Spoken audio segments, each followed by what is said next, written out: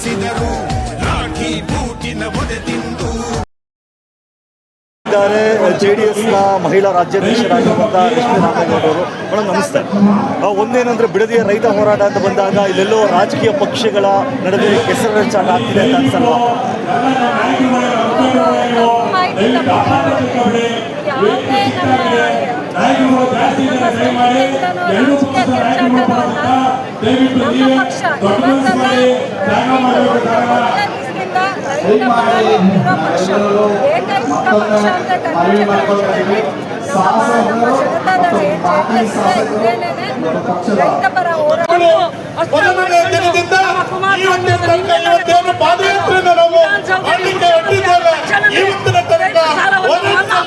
ಹೆಚ್ಚಿನ ಸಂಖ್ಯೆಯಲ್ಲಿ ಭಾಗವಹಿಸಿ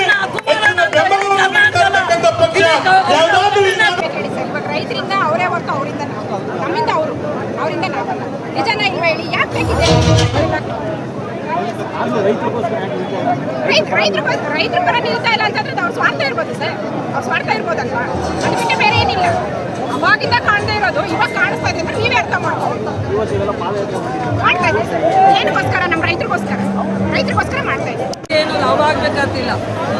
ನಮ್ಮ ಜನನಾಯಕರಿಗೆ ಇಲ್ಲಿ ಆಗಬೇಕಾದ್ರೆ ಲಾಭಿ ರಾಮನಗರ, ಚನ್ನಪಣ್ಣ, ಬಿಡದಿ, ಕೆಂಗೇರಿ, ಆರವಳ್ಳಿ, ಕನಕಪುರ ಭಾಗದ ಮಕ್ಕಳಿಗೆ ಲಾಭಿ ಆಗಬೇಕು.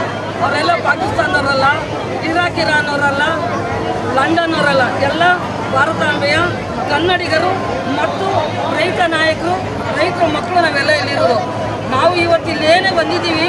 ನಾವು ನಿಖಿಲ್ ಕುಮಾರಸ್ವಾಮಿನಾಗಲಿ, ನಮ್ಮ ದೇವೇಗೌಡರನ್ನಾಗಲಿ, ನಮ್ಮ ಕುಮಾರಸ್ವಾಮಿನಾಗಲಿ ಮೆಚ್ಚಿಸ್ಕೊಳ್ಳುವಂಥ ಕೆಲಸಕ್ಕೆ ಬಂದಿಲ್ಲ. ಅದು ನಾಟಕೀಯದವ್ರಿಗೆ ಬೇರೆ. ನಾವು ನಾಟಕೀಯರಲ್ಲ. ನಾವು ರೈತರ ಮಕ್ಕಳು, ರೈತರು ಹೇಳ್ತೀವಿ. ನಾವು ರೈತರ ಮಕ್ಕಳನ್ನ ಪಡೆದಂಥವ್ರು. ಇದು ಏನು 1 ವರ್ಷದಿಂದ ಟೌನ್ಶಿಪ್ ಇದು ಕಾರ್ಯಕ್ರಮ ನಡೀತಾ ಇದೆ ಈ ಜಾಗದಲ್ಲಿ, ನನ್ನ ಜಾಗದಲ್ಲಿ, ನನ್ನ ಭೂಮಿಲಿ. ಅದು ರೈಟು. ಯಾಕೆ ಅದನ್ನು ನಮ್ಮ ಭೂಮಿ, ನಮ್ಮ ಹಕ್ಕು, ನಮ್ಮ ಜಮೀನು, ನಮ್ಮ ಮನೆ ಕಿತ್ಕೊಳ್ಳೋಕೆ ಬರ್ತಾ ಇರೋದು ಆಡಳಿತ ಸರ್ಕಾರ. ಯಾವ ಸರ್ಕಾರ ಬಂದರೂ ಇದನ್ನು ಕೈಗೆತ್ಕೊಂಡಿರಲಿಲ್ಲ. ಕುಮಾರಣ್ಣ ಮಾಡಿದ್ರು ಒಂದು ಕುಮಾರಣ್ಣ ಏನೂ ಮಾಡಲಿಲ್ಲ. ಕುಮಾರಣ್ಣ ಅವ್ರ ಮನೆಗೆ ಹೋಗ್ಕೊಂಡಿಲ್ಲ. ಬೇಡ, ನನ್ನ ರೈತರ ಮಕ್ಕಳಿಗೆ ಅನ್ಯಾಯ ಆಯ್ತದೆ ಕೈ ಬಿಟ್ಟರು. ಈಗ ನಾವು ಯಾಕೆ ಕೈ ಬಿಡಬಾರ್ದು? ನೀವು ಬಿಡಿ. ಯಾಕೆಂದರೆ ಇವತ್ತು ರೈತರು ನಮ್ಮ ಬೆನ್ನೆಲುಬು ಅಂತ ಹೇಳ್ತೀರಿ. ರೈತರು ಮೂಳೆನೇ ಮುರಿದು ಬಂದಿದ್ದೀರಲ್ಲ. ಈ ಜಾಗವನ್ನು ಕೊಂಡ್ಕೊತೀರಿ, 2.5 ಕೋಟಿ ಕೊಡ್ತೀವಿ, 6 ಕೋಟಿ ಕೊಡ್ತೀವಿ 1 ಎಕರೆಗೆ ಅಂತ ಹೇಳ್ತಾ ಇದ್ದೀರಿ ಸ್ವಾಮಿ. ನೀವು ವಿಧಾನಸೌಧದೊಳಗೆ ಕೂತ್ಕೊಂಡು ನೀವು 10 ಕೋಟಿ ಕೊಡ್ಬೋದು. ಅದೇ ರೈತನ ಮಗ ಒಂದು ಸೈಟ್ ತಗೊಳಕ್ಕಾಗಲ್ಲ, ಏನು ಮಾಡಲ್ಲ. ಒಂದು ಸೀಟ್ ಹಾಕವನೆ ತುಂಬ್ಕೋತಾಳೆ.